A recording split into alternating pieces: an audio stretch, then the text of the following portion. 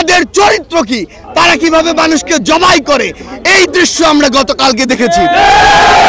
যারা আমার ভাইকে হত্যা করেছে তাদেরকে যদি গ্রেফতার করে দৃষ্টান্তমূলক শাস্তি না দেওয়া হয়, তাহলে পুরো বাংলাদেশের এই যে ছাত্র জনতা একসাথে সরকারের বিরুদ্ধে তাদের জায়গা থেকে প্রতিবাদ জানাবে।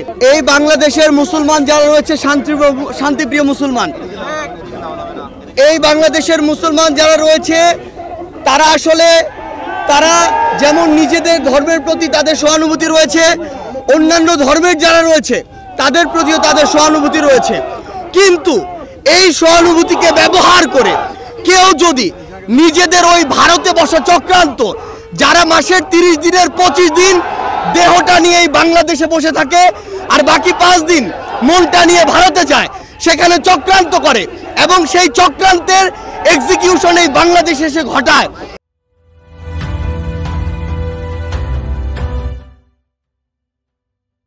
সে সকল উগ্রবাদী হিন্দুদেরকে প্রতিহত করার জন্য আমাদের মনে বিন্দুমাত্র সহানুভূতি থাকবে না। আমরা আমাদের জায়গা থেকে স্পষ্ট করে বলতে চাই, আমরা অনেক সহ্য করেছি, আমরা আমাদের জায়গা থেকে সর্বোচ্চ উদারতা দেখিয়েছি। আমরা দেখেছি এই অভ্যুত্থানের পূর্বে কারা কতটুকু এই অভ্যুত্থানকে সমর্থন করেছিল।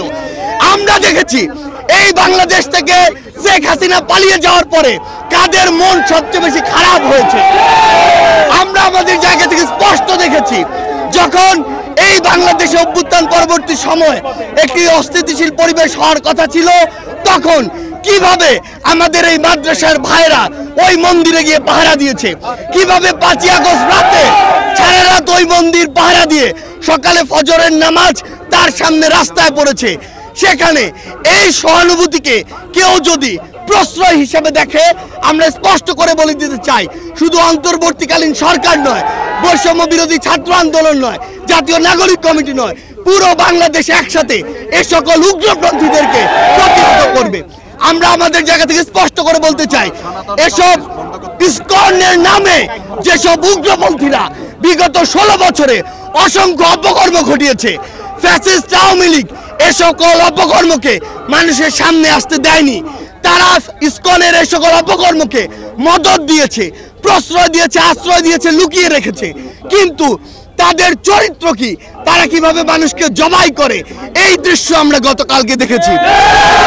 আমরা আমাদের জায়গা থেকে স্পষ্ট করে বলতে চাই, বাংলাদেশের মানুষ যেমন সকল ধর্মের প্রতি সহানুভূতিশীল, একইভাবে সকল উগ্রবাদীদের বিপক্ষে তাদের রক্ত গরম হয়ে সর্বোচ্চ অবস্থানে যেতে, তাদের বিরুদ্ধে দাঁড়াতে, তাদের প্রতিহত করতে বিন্দুমাত্র দ্বিধা করবে না।